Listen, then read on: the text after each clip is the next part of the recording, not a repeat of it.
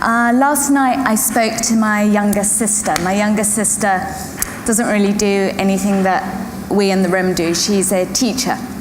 And I'm very close to her. We speak a lot. And she said, "Where are you today?" And I said, "Oh, I'm in Holland." And she said, "What are you doing?" And I said, "Well, actually, I'm going to speak tomorrow to NEPROM, to the group of big cheeses in the Dutch property world, municipalities, provinces, regions, developers, architects, managers, designers, councils." And she said, "Oh, that's amazing." She said, "You're going to be speaking to the people who can change the world." The more that I thought about what my sister said, the more that I thought she was actually right, because the trajectory that we are collectively on is not a predetermined one, is not a constant one. It's a dynamic force that we ourselves can change and shape, and the world does need changing and shaping urgently, because the current trajectory is neither fair, nor just, nor clean, nor green, nor secure. I just want to ask you a question. Who in this room feels that their lives are better than those of their parents?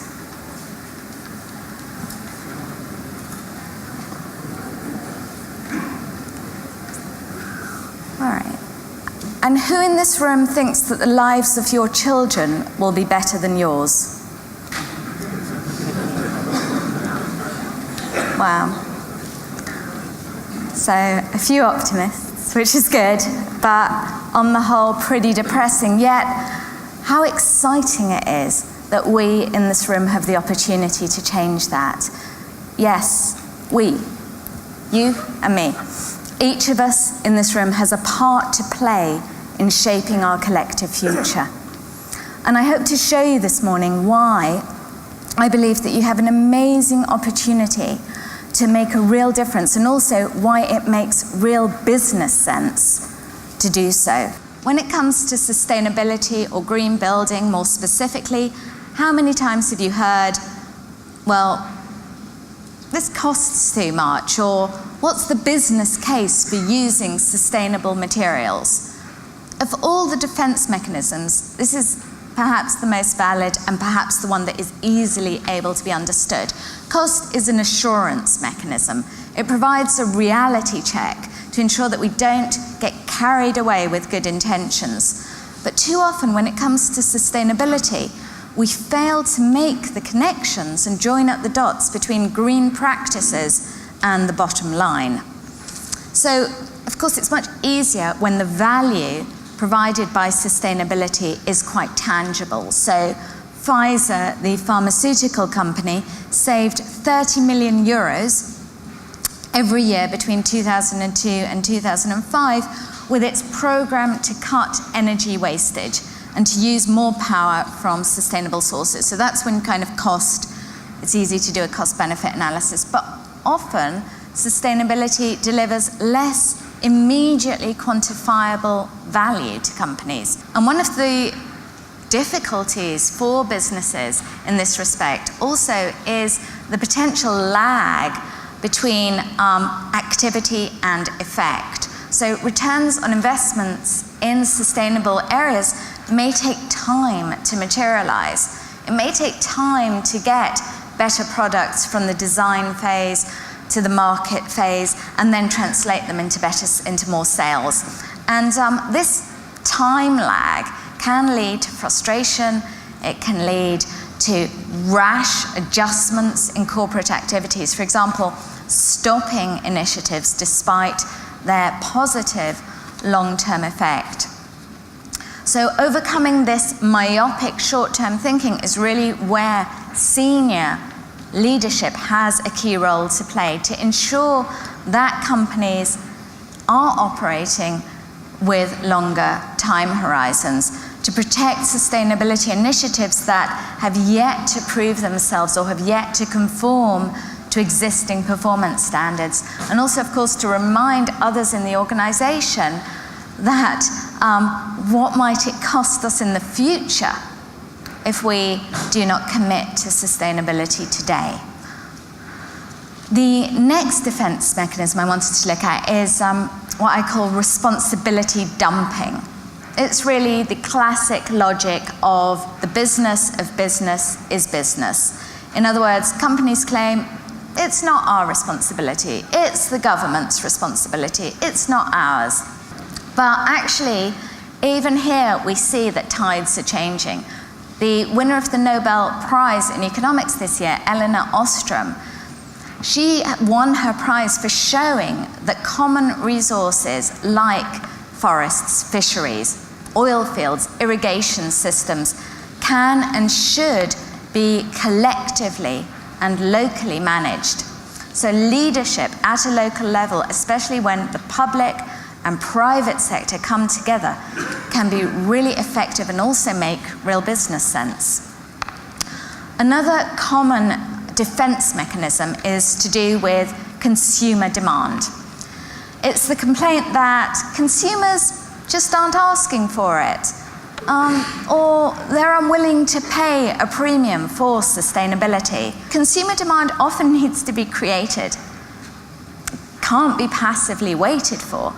It needs to be built into design, outreach, engagement strategies of products and services. But even if it is the case that a company can afford to be acting sustainably, even if there is a business case for doing so, and even if consumers do want this too, someone needs to be actively championing the sustainability within an organization for any of this to actually be implemented. Let me tell you about a few individuals who've worked in the trenches of corporate change making at a time when their organizations weren't quite ready. There's Dave Burdish, who is an advocate for mobility solutions and public transport options within Ford Motors. There's Luis Soter, who worked at Cemex, a worldwide producer of cement, to deliver affordable housing solutions to low-income populations. Or there's Sue Mecklenburg at Starbucks, who moved that company along to committing to have all its coffee fair-traded coffee. These people are what I'm calling social intrapreneurs. Similar to what this term you might have heard of, social entrepreneurs, but they're working inside some of the biggest multinationals, working to better align social and business value to get their companies to adopt sustainability practices where it counts. There's no excuse that one's company is too bureaucratic or too unresponsive. The mantra, make change from where you are, is as applicable to the senior executive as it is to the most junior new recruit. For as society evolves, what is expected of business and what will ensure greater profitability will change and evolve too. And just as investor expectations are changing, so too will expectations from regulators, consumers, civil society, all of these contributing to a changing operating context for business, which means that we ourselves must choose whether to be ahead of the curve, to be the change, the force behind this evolution, or to be passive observers, followers of the future that will just unfold in front of us. I invite you to choose the former, to help build a new ethos, one of local accountability and personal initiative, of business and societal leadership, and of entrepreneurial and intrapreneurial activity. And I invite you to think about today, as you go from session to session and break into the breakout rooms, to think about whether in your own jobs, your own roles, in your own personal and professional capacities, whether you are taking sustainability seriously enough, about whether you are building the right relationships within your organization, but also outside to drive this agenda forward, and how you can initiate projects yourself and mobilize others in common cause, to think about whether you are thinking enough about the role that you can play in making this a better world, about the legacy that you can leave. For never before have problems been so apparent, and never before has there been so much we can do. Now, I would understand if some of you were skeptical, but don't confuse my ambition for us with a utopian vision. History is not an army on a forward march. Sometimes all it takes is one person to change its course. Sometimes it takes the voice of hundreds, sometimes it takes thousands to act. But what all these have in common is that they begin in the imagination. They begin in hope.